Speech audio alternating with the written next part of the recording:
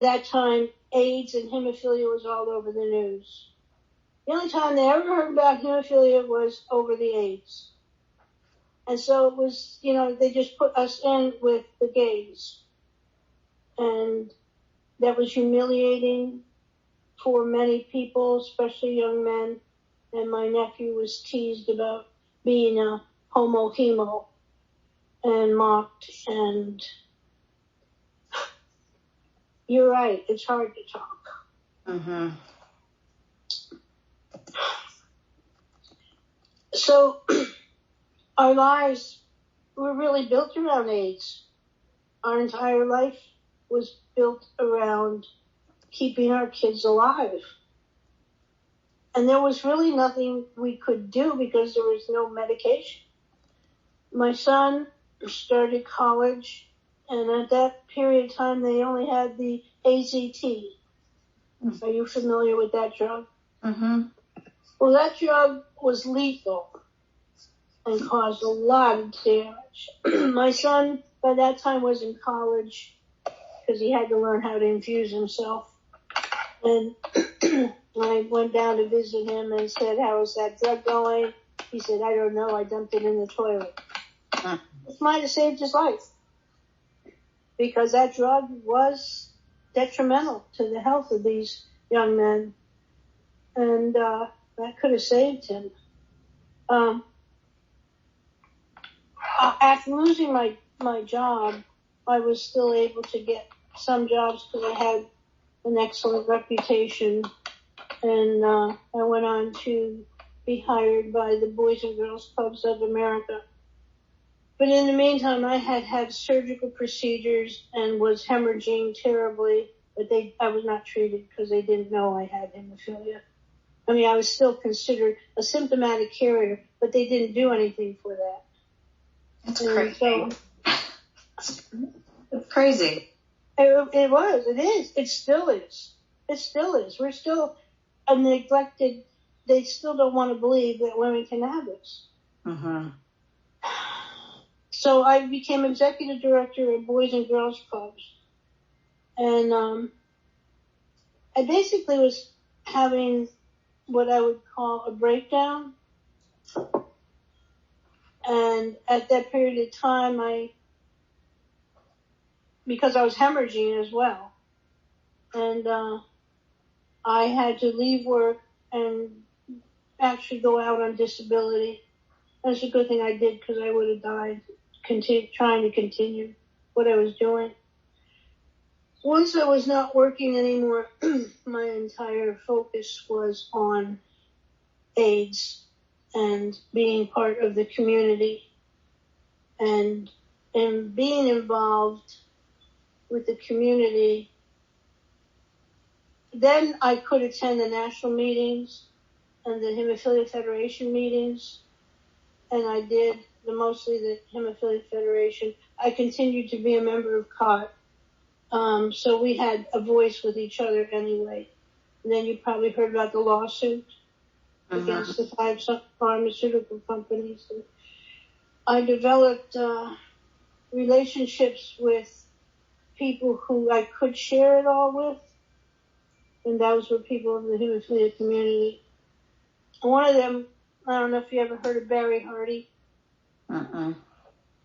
He is he was a severe hemophiliac, and he started biking across America to raise money for Save One Life, the organization that Lori Kelly heads up, getting funding to third world nations for hemophilia care.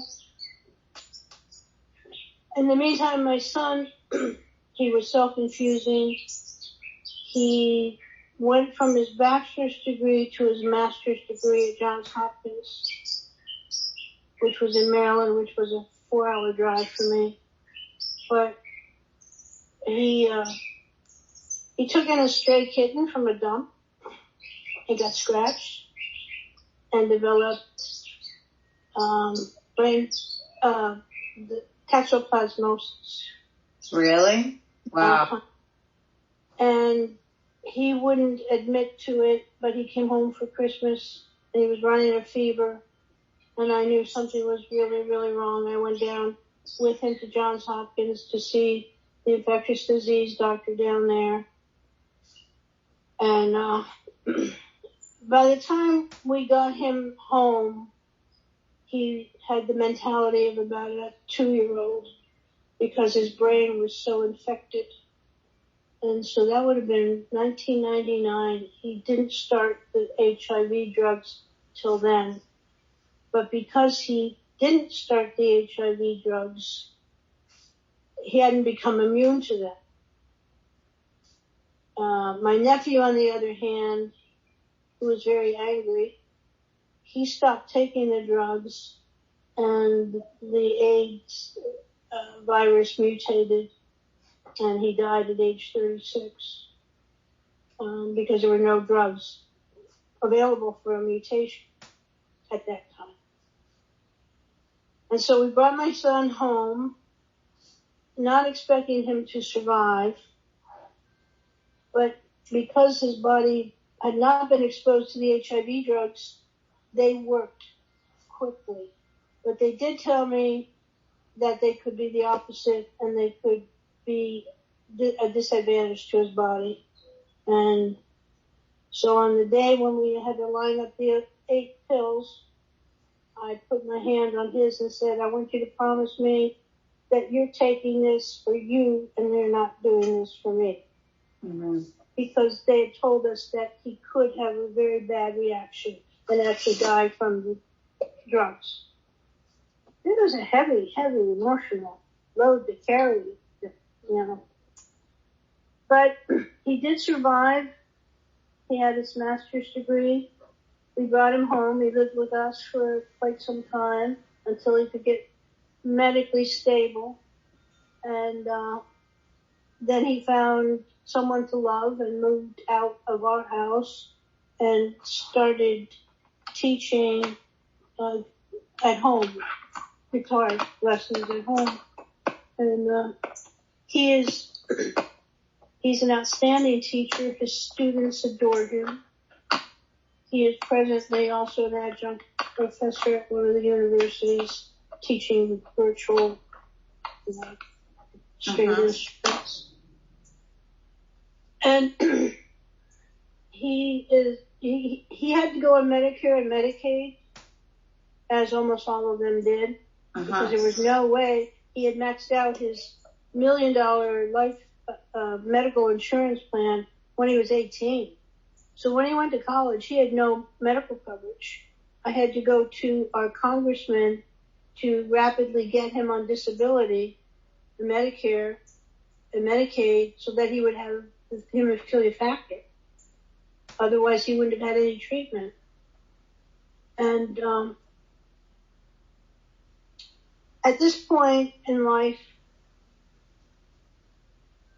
my entire life has been nothing but hemophilia, and then AIDS. And my daughter developed medical conditions because she's a carrier. I had her tested when she got married, and I don't know if that was smart or not, because I think she never had children then, but she didn't want her children to suffer the way her brother did. And of course my son couldn't have any children because of his conditions, so I don't have any grandkids and never will. When the focus wasn't so much on him anymore is when I really started pushing about women having hemophilia. And because I lived north of Philadelphia, I could collaborate my care at Penn with a Dr. Barbara Kunkel, who is now one of the leading hematologists. She moved out to the West Coast, and she is one of the leading hematologists for women. She was leading the field, and I was one of her patients. Hemophilia carriers, not everyone is hemophiliac. Not everyone has the low enough clotting factor to be a hemophiliac. And she did tests on me, and I know that she had, probably used those to verify that